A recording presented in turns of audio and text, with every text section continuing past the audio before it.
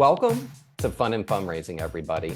The podcast where we talk with people behind top nonprofit galas and signature fundraising events to showcase how they positively transform their communities. I'm your host, Rob Giardinelli, and today I'm really excited. I've got a trio of really fun, interesting guests on. So we have Meredith Connally and Mary Scott, and they are the two regional development officers for an organization called Folds of Honor. We also, for the first time in the history of this podcast, I'm really excited to have a recipient of one of the beneficiaries of an organization. So we have Lis Brees, who is a recipient, and basically they provide scholarships and financial support to first responder and military families. So I think this is going to be a really fun conversation to have, especially with Veterans Day coming up. It'll be really good to have a conversation, learn more about this organization, and learn more about their really fantastic gala that they hold at a really unique, special place that most people, I think, would really, really be very interested in being a part of. So with that, Meredith, Mary, and Lis, welcome. And we're so excited to have all three of you here today. We're excited to be here. Fantastic. I'm glad to have you. So Meredith, I'm going to address the first question to you. Talk a little bit about what the mission of Folds of Honor is. So Folds of Honor, our mission has always been singular. We do educational scholarships for the fallen and wounded, spouses and children. We actually just expanded to first responders 2 years ago. We started in 2007 by Lieutenant Colonel Dan Rooney, and he the way he tells his story about how the Fold started is really incredible, and getting to the reason why he did it was because he was on an airplane and he had come back from a tour and he watched as somebody's loved one was taken off the tarmac, and he saw his son welcoming him home, and it was one of the most heartbreaking. He goes, what are we doing for these families, and how are we supporting them and showing them that their sacrifice matters? So that's kind of our main thing. And then the way it aligned with our first responders was they're on the front lines every day in our country, so they deserve just the same amount of respect, and their loved ones just the same amount of honoring. So that's kind of our mission in a nutshell. Wow. So it's amazing how when someone experiences or witnesses something that it can propel them into action. That's what I really appreciate about that story, is that Mr. Rooney saw something and took action to do it. And, correct me if I'm wrong, but you have multiple chapters throughout the country, correct? We do. We have 33 chapters throughout the country. But not everybody has an actual regional impact officer like I am and Mary is. But we have boards and chapters, and they do different types of events and that type of thing across the country. That's fantastic. And we'll dive a little bit more into that a little bit later on in the segment. But I want to turn to the next question about how, each of you have gotten involved with the organization, because that's one of the things. Everyone's path to an organization is a little different. And Lis, I want to start with you, especially from a scholarship perspective. How did you find out about the organization, and, what compelled you, to apply for a grant? Talk a little bit about, how you got involved in your process of becoming a recipient. Sure. So my dad, Navy Lieutenant Commander Raymond O'Hare, was killed when I was 3 years old on July 11th of 2000 in a plane crash. So he worked in the back seat of the F-14 Tomcat and helped the pilot while he was flying the plane. And his plane crashed, and he left behind me at 3 years old, my sister Katie at 4 years old, and my brother Thomas, who was 9 months old. And so, after our dad's death, my mom raised us alone, and she did a great job. She's a wonderful, wonderful woman. But as you can imagine, after facing a grief like that, she wasn't thinking about saving up money for college. She was thinking about, how can we get through this next hour, this next day, this next week? And so 14 years later, when my sister Katie was applying to college, we were trying to figure out how in the world we could afford it, because education was important to all of us, especially my dad. And so my mom really wanted to help find a way for us to go to college. And so she was up all night one night on Google and looking for ways to help us financially pay for college. And she found out about Folds of Honor just through Google. Google can do amazing things. It can change lives. And so we reached out to Folds of Honor. We applied, and Katie got the scholarship for that following year for her first year of college. And then I did the year after that. And they helped me to pay for all 4 years of college. And I graduated in 2019 from Mount St. Mary's University. I studied biology and biochemistry. And then once I graduated, I wanted to say thank you to this organization and the others that had helped me throughout college because they really changed my life. I mean, my dad's death it caused us so much grief that we didn't know how to cope with. And Folds of Honor helped us not only to face that grief and to see how other families made it through, but also they gave us that financial help to be able to pursue our dreams and move forward. And so I wanted to find a way to really say thank you in a meaningful way. So I made this photo album of all the things that they had allowed me to do during college because they helped me to pay for school. And I sent it off to them, and I guess they were really touched by it. And so they asked me to come speak at an event. And then after that, I joined their speakers bureau in 2019. So it's been quite a journey with them, but they are such a family to me now. Wow. So they've been a part of your life for a good chunk of your life. And what I appreciate about your story the most, and I love hearing, and I hear these stories all the time, and I'm glad we're getting to spotlight that, when a recipient pays it forward. And I just think it's amazing that you have continued to be involved, because I know not every scholarship recipient does. So it really shows your commitment to the organization and your gratitude, to this organization really helping you, and helping future generations of your family. I just think that's amazing. Thank you so much. I mean, I think it's really a huge gift because, sometimes when people give you a gift and you don't know how to say thank you because it's so big and you really want to show them how grateful you are. And I feel like by speaking and working with Folds of Honor, that is my way to be able to, like you said, pay it forward and to really say thank you. So I'm really happy I can do that. Oh, that's wonderful. And Mary, I'd love to hear about your journey and your path of getting over to, getting to Folds of Honor, and, what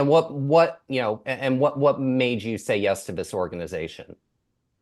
Yeah, so my dad was in the Navy for a little over 10 years. And I worked at a couple other military nonprofits prior to the Folds. And so that's when I knew that's my passion. And a lot of these nonprofits, definitely Folds of Honor, my dad definitely could have benefited from. So it's a true passion of mine, and just being able to kind of live through him with my passion and help others. And the need is great and it grows, and just being able to put that out there and spread that awareness that that need keeps growing. Like, for example, we had about 19,000 qualified scholarship applications for the 2024-2025 year. So if that doesn't, kind of say how much the need is there, then, but it's a true honor and privilege of mine to be able to work at the Folds and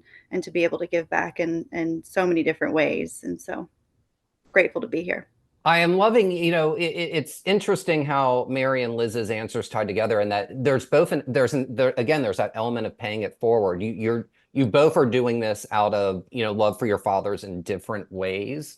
And I really think that that's really wonderful to kind of see how you all are actively paying it forward like that in such a profound way. And Meredith, I'd love for you, to answer that question as well about how you got involved, and also what makes you passionate about helping military and first responder families.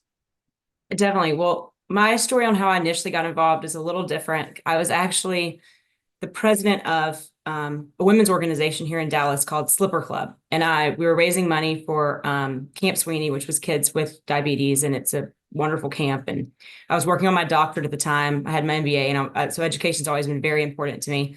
But a friend of mine looked at me and he goes, "You are in the wrong line. What are you doing? Wrong line of work. You need to be doing, you love doing, you love the nonprofit side, you love fundraising, you love, the event part of it." And I was like, I was like, "You're not wrong." And then I started thinking, what's meant the world to me is our military. My dad is with the Air Force Academy. He's a retired colonel. He served 30 years. And so the more I learned about Folds, I thought about it. I was like, I was one of the lucky ones where, I watched my dad go on tours and I saw the family life, and he came home. And so I was like, what can I do to support the families whose, dads and moms didn't come home? And so that's just kind of what drives you every day. And when you have a nonprofit you're passionate about, you are getting your friends, family, everybody involved, and it just becomes such an important important, day. I laugh 'cause I'm like, you never actually get to leave your job because I'm talking about it wherever I am and like sharing the folds and what we're doing and the excitement behind it. So it's just that's my story in a nutshell. But I think what's so great about that is you clearly love it so much that even in your personal life, you're talking about it. So it's, and that's how, when people, when you're figuring out what you want to do in life, are you able to smile and talk about what you're doing when you're not on the clock? Because when you love something, it doesn't, even when you're working, it doesn't necessarily feel like work, quote unquote. And that's what I really appreciate about that is just your belief and your devotion, to, helping first responder and military families. And I want to, dive a little bit more. I know I had mentioned, at the top of the show, Meredith, you had talked about there being, 30, I think you said 38 different chapters. There are 33, I want to say. 33. Okay. Mary, you can audit me if we'll just say over 30. We're gonna go. Let's go over 30. That's the Let's go best. over 30. So, with all these chapters all over the US, and I'd love, Mary and Meredith to both chime in here. With all those chapters, how does Folds decide which communities you want to dive into and be further invested in? And Meredith, we'll start with you, and then we'll go to Mary. Awesome. So we were actually Dallas was the second chapter ever. The first was Kansas City. And that kind of just happened based on our chairman and the Kansas City board chairman. They both are still the board chairmen this many years later. But getting to know Lieutenant Colonel Dan Rooney and wanting to give back and do something. And so they started where they knew, which was golf tournaments. A lot of our chapters start at golf tournaments, and they are just local events. And then they kind of grow with the board. And then depending on how many events they're having or, corporate partner potential, then they put like a regional impact officer in that area. So that's kind of me. Fantastic. And Mary, do you have anything you want to chime into or add, to piggyback on what Meredith was talking about? Yeah, I would say for the chapters, they always want to bring on someone that they can tell has a true passion, that they know really truly belongs at the Folds. And they're going to make it, they're going to be with us and become part of our Folds family for a while, right? If not for their career. So there's a lot of, thought that goes into it. They don't just hire anybody. They want to make sure like there's a lot of meaning behind the hire and that it makes sense for the Folds, and that they can lead that chapter and support. And like Meredith said, we're the second chapter, and the North Texas chapter in particular is the largest chapter in the nation. So we've been blessed with having a team, but most of them just have one Rio per chapter.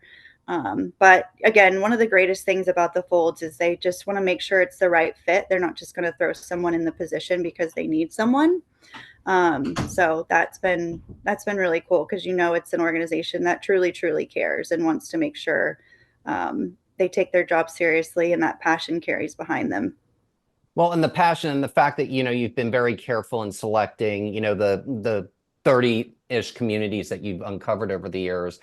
I love the thoughtfulness that goes into that, especially when you're growing smartly instead of in a way that I don't want to say can't have control, but that makes it a little bit less manageable. I think that's really great insight and advice. And Lis, I want to ask you this question, but with a slightly different spin. So talk a little bit more about your speaking engagements. And, I'm assuming that you probably go, not just in San Diego, but you go to other parts of the country. Talk a little bit about that and, some things that you've kind of uncovered along the way in your speaking circuit about, basically maybe some common themes that you found, regardless of where you speak. Sure. Yeah, I'd love to. I mean, I love being a speaker with Folds of Honor. Every time I get to go speak, it's so fun because I get to meet strong patriots who care about this country and care about our military and first responder families. It's really, really beautiful to see, especially because I'm in medical school right now. And so sometimes I get so lost in the weeds of studying, and it's a huge breath of fresh air to get to travel around the country.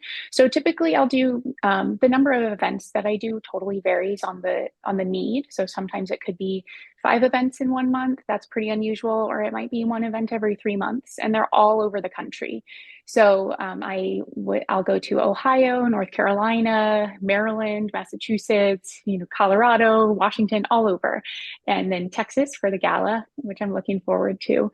And typically the events, like Meredith said, are golf events. I would say probably 90% of the events I speak at are golf events, and they'll have a golf tournament for about 5 hours, and then I'll usually speak at a lunch or dinner with a silent auction and live auction afterwards to help raise extra money. And I'll share my story and really get to talk to people typically on the golf course too, and go around and sometimes pass out challenge coins or little thank you gifts for them being a part of the day and helping to raise money. And I think that the biggest thing that I've taken away from each of these events is that I see that common theme of patriotism. Like I said, sometimes when you're watching the news or hearing the news, the world can seem really dark.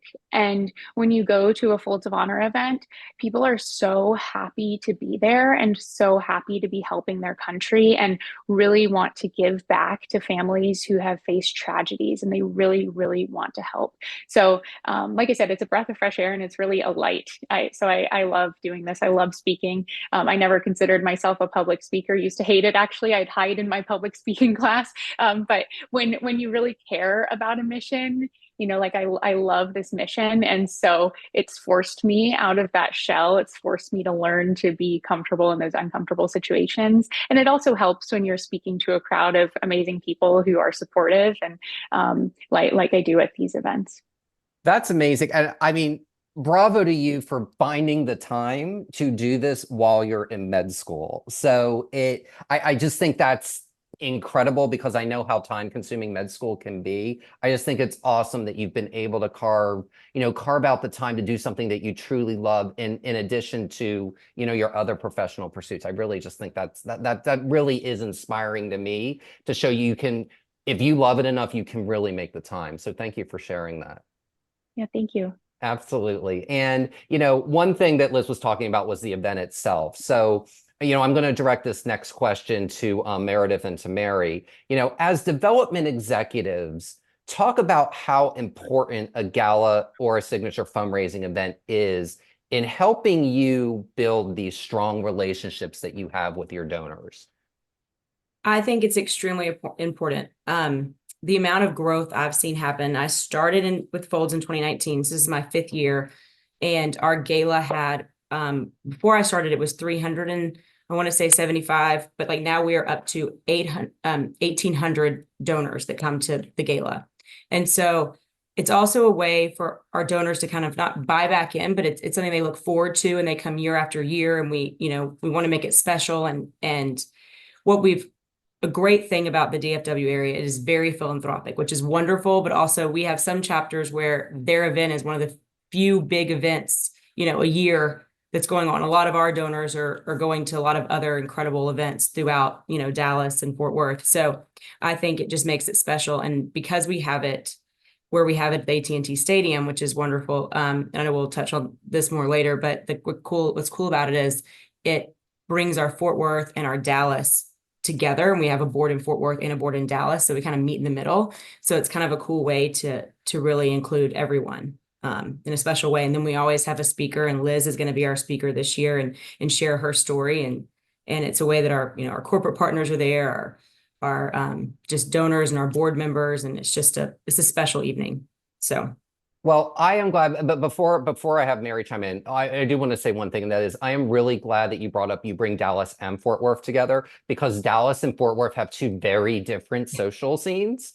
So in fact, I can think of maybe 1 or 2 other galas, and there's hundreds, if not thousands, that go on in those cities that combine them. So bravo to you all for doing that, because I know what a successful feat that is. So that goes to show the talent and the skill of your organization. And Mary, I would love for you to add anything to what Meredith said about how they help you in as a regional impact officer. Yeah, I mean, it brings all the communities together, and you're in a room or in a stadium, on a field filled with just, I mean, like Liz said earlier, strong patriots. Like, you look to your neighbor, to your left, to your right, everybody is there for one purpose, one reason. And it's an incredibly impactful event. I feel like just being in that room, being surrounded and knowing that, this is only 1,800 of us. But with every single person supporting our military and first responders that are in this room right now, and how supportive they're being and how engaged they are in listening to our speakers and how much they care, and how much pride they have, is just absolutely incredible. And it's just kind of gives me goosebumps just talking about it. But it's incredibly impactful just to bring everybody together. And like Meredith said, Fort Worth and Dallas side, because we're all one at the end of the day, So And I'm glad that you all are able to do that. And what I love is that I can now point people to this podcast episode to say that. How do I integrate Dallas and Fort Worth together? Listen to Folds of Honor. So, in speaking of, and I think one of the reasons one of the reasons that may contribute to the success of that is where it's held. So it's on the field of AT&T Stadium, which is kind of neutral ground, I guess we could say, for lack of a better term here. So you both had touched upon it. I want to dive a little bit more deeply on that, because I think a lot of organizations struggle with, how do I make something feel intimate when it's in a big space? And I can't think of a bigger space than where the Dallas Cowboys play. I mean, that's a big space. I mean, it's a textbook definition of a big space. So share a little bit, each of you, about how you all go about at Folds creating an intimate environment in a space that's that large, grand, iconic, fill in the blank. Definitely. We've spent a lot of time going back and forth with our boards and discussing, that sweet spot of number and how we make sure it always appears like where you are going and you are going to still see people you saw last year. You can find your friends, your family. You don't feel like you're herded in and herded out. It's still that intimate experience. And I think we do it just how our program goes. It's also a seated dinner. So, and then, and the way we kind of bring the tables together, I do laugh because sometimes I used to say, 10 yards isn't that far, and then you're on that field and you're like, okay, 10 yards is further than it feels like it is, but I mean, being on the Star and I'll never forget our first year when we had it there. They had a noon game the next day, and I had the amount of text messages I got from donors and our board members going, I cannot believe we were on that field last night in a tux and, standing on the Star, and now they are playing a game on it, barely a little over 12 hours later. And so it's just kind of it's a special place. So I think that it's kind of become part, we did start in a hotel ballroom in Dallas before we combined them, but I think it's kind of become part of the identity of our gala, where you're going to the field at AT&T Stadium, you're going to see 1,800 of your closest friends. So it's just kind of the intimacy it's important, but and we could go bigger, but I don't think we'll ever go bigger than that, because we want to make sure we're still able to keep that a special evening. And 1,800 is about as large as a gala as there is. I can think of maybe 2 or 3 that maybe have slightly more attendees than that might go for 2,000. But that's a really incredibly large number. And Mary, I'd like to address the next question to you. And, it kind of is another spin on, AT&T Stadium. So talk a little bit about how you use the stadium and where it is as a part of the overall strategy of Folds to drive, not only, existing donors, but new donors to the event. Sure. So it's iconic. Okay. So that's number one. Our gala it's a whole experience, right? Like, you're learning more about the Folds of Honor. You're hearing from the recipients themselves. Our founder comes and speaks. Again, back to, you're surrounded by a room of strong patriots to your left, to your right, front, center, back, right? It's in the middle of DFW, so it makes it a little bit more convenient for everyone on the Dallas and the Fort Worth side. And it's where the Dallas Cowboys play. But there's so much that kind of ties everything in, and the way that we use that field is incredible. And the attention to detail is really important too. And I got to commend Meredith for that, because they're down to little tiny things that you think people wouldn't really notice, but they do. from the moment they walk in, from the moment they're greeted, even at registration, and then walking down onto the field. I mean, everything there, everyone's going to remember their time at the AT&T Stadium at the Folds of Honor Gala, from the moment they walk out on the field, and from all the little, we have things all over the field for people to do, and we have a massive silent auction. We have an awesome premiere raffle, a live auction. And there's so many fun things you can get and take home with you as well. So it's just very memorable, and extremely impactful. So it's crazy to say this out loud because it's the night goes by so quick. Kind of like when people are planning their weddings and it's like, where'd it go? You know, like, but there's so much thought and love and everything is put into this gala. And so, you know, it's incredible to be a part of. Now, and speaking of credible, you've got an incredible speaker in Liz, who is going to be a part of this year's festivities. So Liz, I'd love to hear, you know, what you're looking forward to about this night from a guest, a guest perspective, and, you know, elaborate if this is your first one at at AT&T Stadium, or if you've done it before, and just kind of what you're looking forward to as a speaker about it this year. Sure. Yeah. Well, this is my first time at the AT&T Stadium. So I've never spoken there. This is by far the biggest event I've done with Folds of Honor. I did speak at my college graduation. So that was, I think, about the same size for the crowd. But this crowd, I'm really, really excited to speak about. For sure, nervous because it's a huge crowd, you know, going to a new place. But I also think that seeing the patriotism of this group is going to be awesome and inspiring. It's right in the middle of my quarter at school. So it's going to be so nice to get away and to be reminded of these people around the country who care so much about my family and families like mine.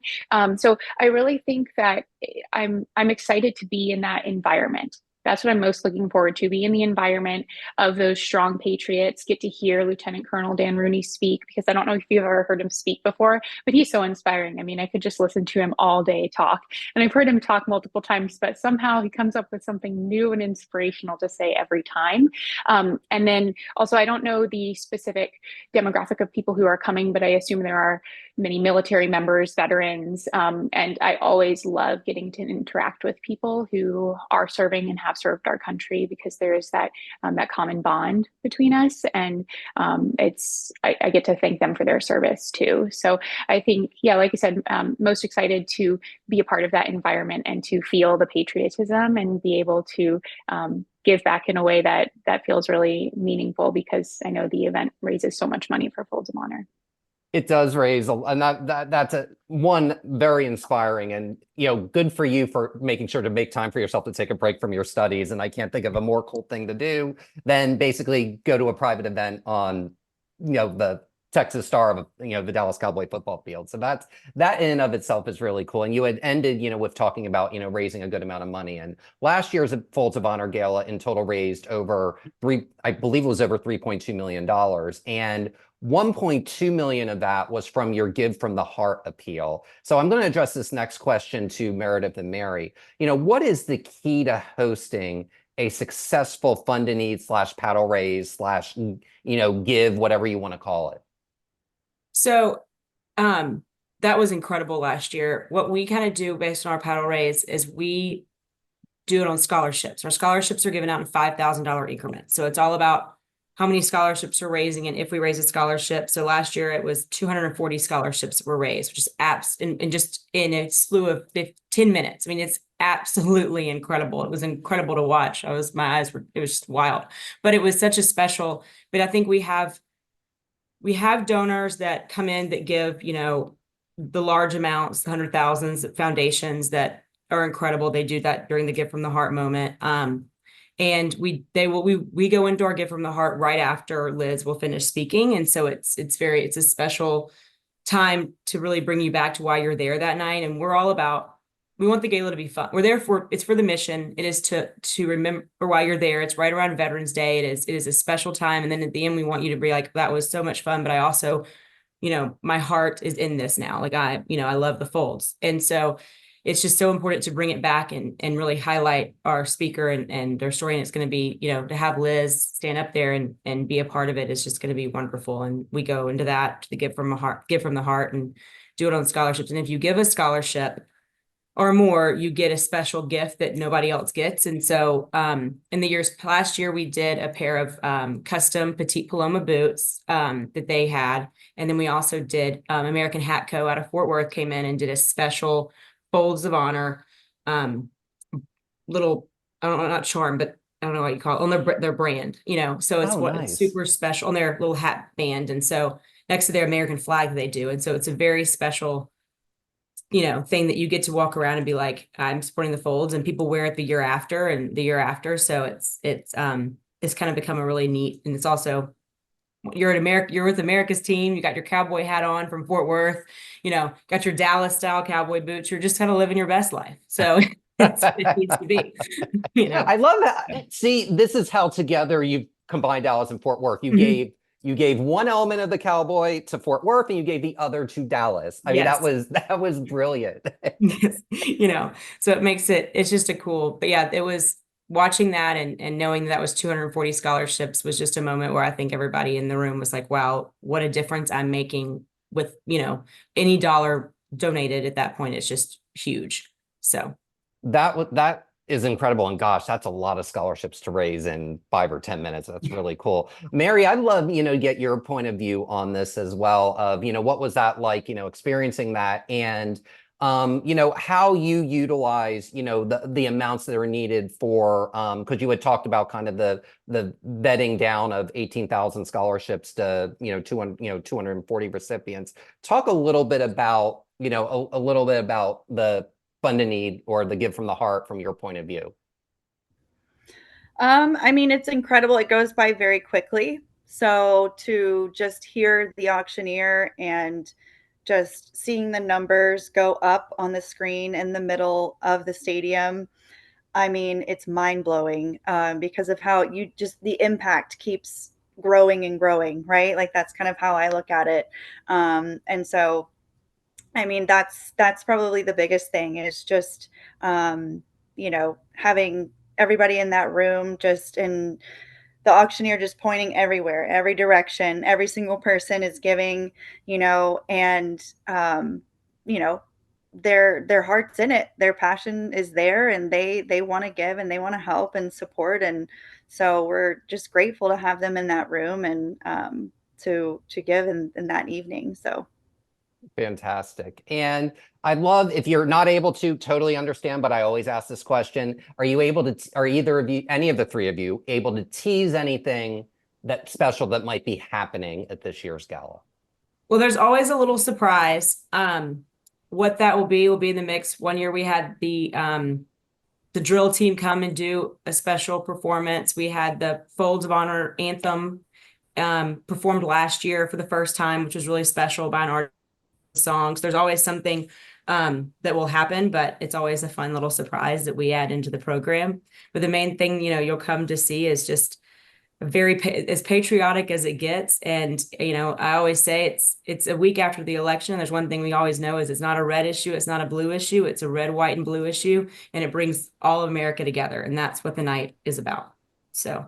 Very, very, very well said. I appreciate that. And, I want to end, we're coming up on time here, and I want to end with this one final question. And, I'd love for each of you to put your own spin on, because I think you'll each have interesting answers. Liz, I'm going to address it to you first. And I'll address it a little bit differently to Meredith and Mary after the fact. But what have you found in your speaking, in the speaking things you've done around the country? What is one thing any successful event has in common?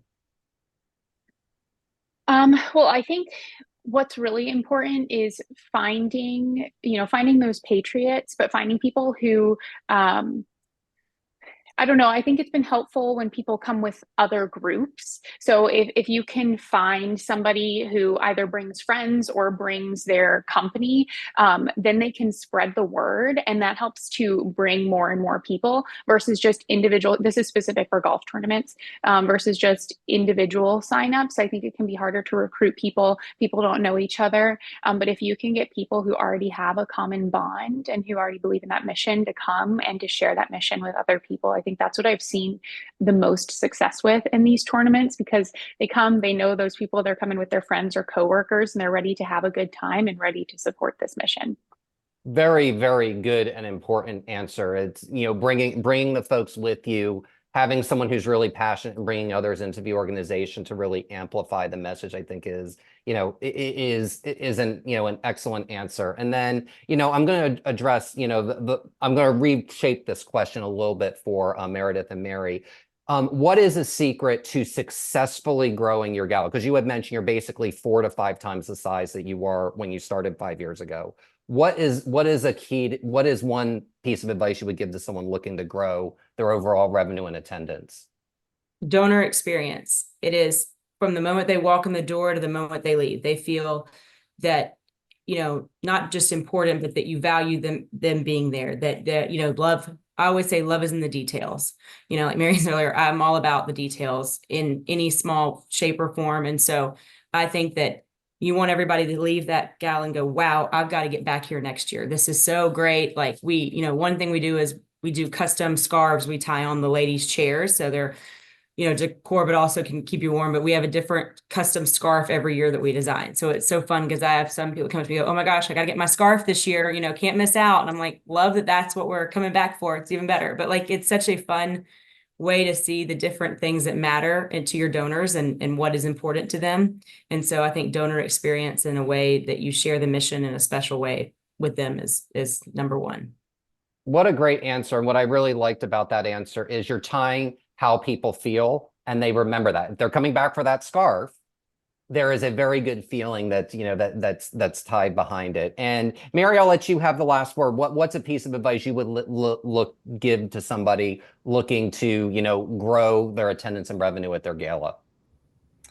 I would say a big one is stewardship, just keeping up with your current donors and just growing and developing those donors. We have a lot of donors that have grown throughout the years and they've kind of climbed their way up in their sponsorship. So that's really fun to see and fun to watch. And then, every year you see their logo in more and more places and they're absolutely excited. They're thrilled. So I would definitely say the stewardship piece, because, you've already put in so much work to get them to become a sponsor. So just keep up with your donors and make sure that they know they're important. Also, no matter how much they're giving, whether it's, their first year and they're sponsoring at a low level or a high level, just treat each donor like they're important, because they are, because every single dollar counts. Absolutely, every single dollar counts. And what I appreciated most about your answer is you give your donors the chance to breathe and grow with time with their amounts instead of maybe pressuring them into an amount they may not be comfortable with initially. And I think that's such an important part of any successful Gala or fundraising event is let them, you're all in it together, but go into the journey together and, make sure you're going at a donor's pace. And, this was really just such a fun and important conversation. I'm really glad that we got to have it today. So Meredith, Mary, Liz, thank you, all three of you, so much for joining us today.